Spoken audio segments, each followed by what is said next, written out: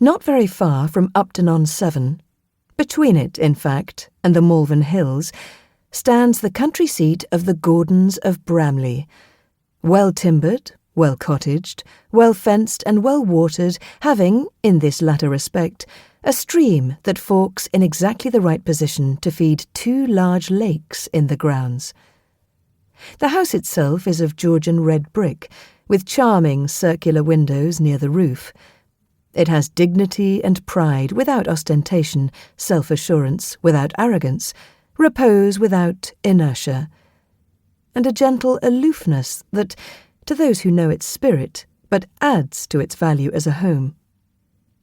It is indeed like certain lovely women who, now old, belong to a bygone generation. Women who in youth were passionate but seemly, difficult to win but, when won, all-fulfilling. They are passing away, but their homesteads remain, and such an homestead is Morton. To Morton Hall came the Lady Anna Gordon as a bride of just over 20. She was lovely, as only an Irish woman can be, having that in her bearing that betokened quiet pride, having that in her eyes that betokened great longing, having that in her body that betokened happy promise, the archetype of the very perfect woman, whom creating, God has found good. Sir Philip had met her away in County Clare, Anna Malloy, the slim virgin thing, all chastity, and his weariness had flown to her bosom as a spent bird will fly to its nest, as indeed such a bird had once flown to her, she told him, taking refuge from the perils of a storm. Sir Philip was a tall man and exceedingly well-favoured, but his charm lay less in feature than in a certain wide expression, a tolerant expression that might almost be called noble, and in something sad yet gallant in his deep-set hazel eyes.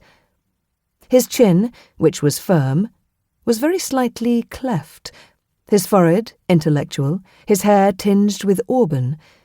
His wide-nostriled nose was indicative of temper, but his lips were well-modelled and sensitive and ardent. They revealed him as a dreamer and a lover.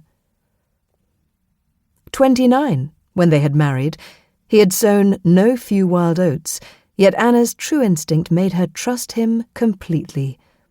Her guardian had disliked him, opposing the engagement, but in the end she had had her own way, and as things turned out, her choice had been happy, for seldom had two people loved more than they did.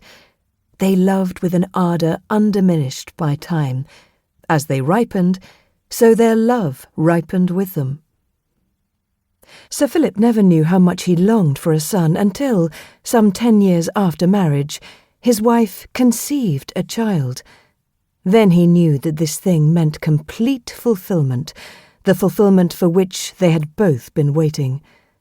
When she told him, he could not find words for expression, and must just turn and weep on her shoulder. It never seemed to cross his mind for a moment that Anna might very well give him a daughter. He saw her only as a mother of sons, nor could her warnings disturb him. He christened the unborn infant Stephen, because he admired the pluck of that saint. He was not a religious man by instinct, being perhaps too much of a student.